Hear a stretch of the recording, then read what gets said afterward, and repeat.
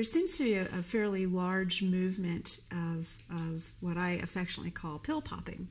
And that is, take a supplement for this and a supplement for that. Vitamin D certainly is available in supplement form.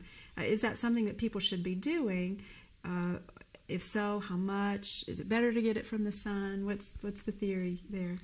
Yeah, there's a huge amount of discussion about that. And I think many physicians are prescribing supplements of vitamin D because the evidence is very substantial. And I understand that and I appreciate that.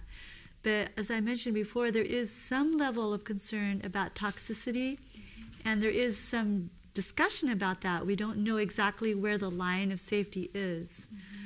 So I think the sunshine is always going to be the best source of vitamin D. And even here in New England, where we don't have the capacity to get it in the wintertime, we do have glorious summers where we don't have to be in where there's air conditioning all the time. We can enjoy being outside.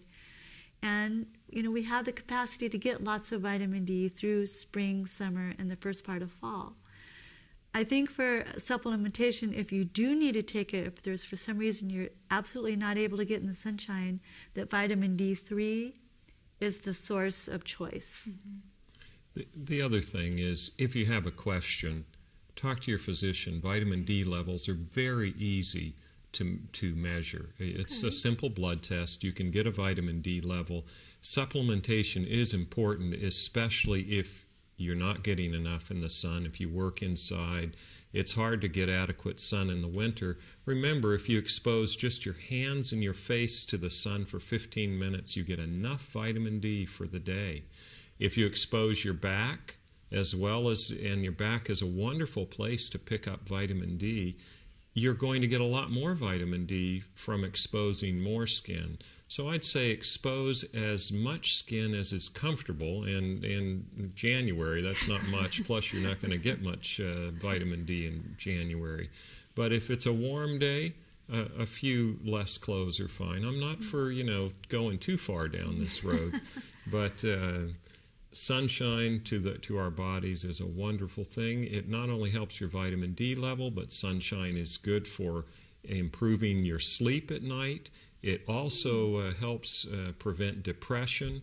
We have a lot of problems here in the Northeast with seasonal affective disorder from inadequate light, and sunlight helps prevent that as well. Wow, I've learned a lot today. So what I've learned, and what I think hopefully our audience has learned as well, is that vitamin D is really important, and we're not getting enough of it. So the best place to get it as much as possible is from the sun, and that it's okay to go outside without sunscreen as long as you're not getting burned, and that we need to get as much of that sunshine as we possibly can to help our bodies, be healthy. Just remember, no burns and no deep tans. Okay.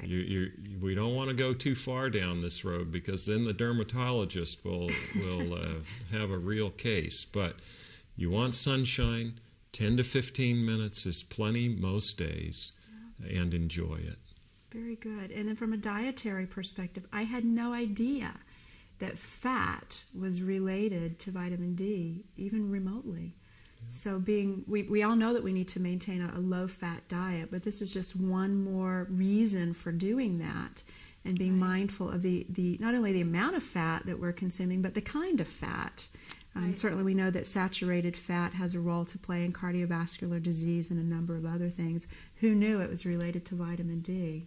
Okay, and then that we can store some vitamin D, that although we're not getting it, I think you said it was from November to February that we're not getting the vitamin D as much, but that we can store some of that to get us through those few short months. That's right. Or go south. Or go south. I like that one.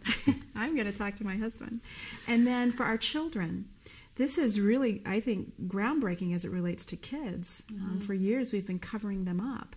Maybe we need to let them get outside a little bit in that sunshine and then cover them up. That's right. Wisely. Well, I want to thank you for being with us today. This is very, very interesting. And I imagine that as more research is done on the topic, there'll be more and more information coming out. I think there will. Yeah. So this is good stuff. I want to thank you for joining us today on Healthy Living. This is brought to you by the Harpswell Cable Station as well as Parkview Adventist Medical Center. And as always, our frequent guest, Dr. Timothy Howe, he takes his time out of a very busy schedule to come and share information with us, and his wife Lynn as well. If you have any questions about this program or programs that you've seen in the past on Healthy Living, please feel free to give us a call at Parkview Adventist Medical Center. The number is 373-2162. Again, 373-2162. That's the Wellness Department. You can also find Parkview on the web at www.parkviewamc.org. Thank you for joining us today, and we'll see you on a future show for Healthy Living.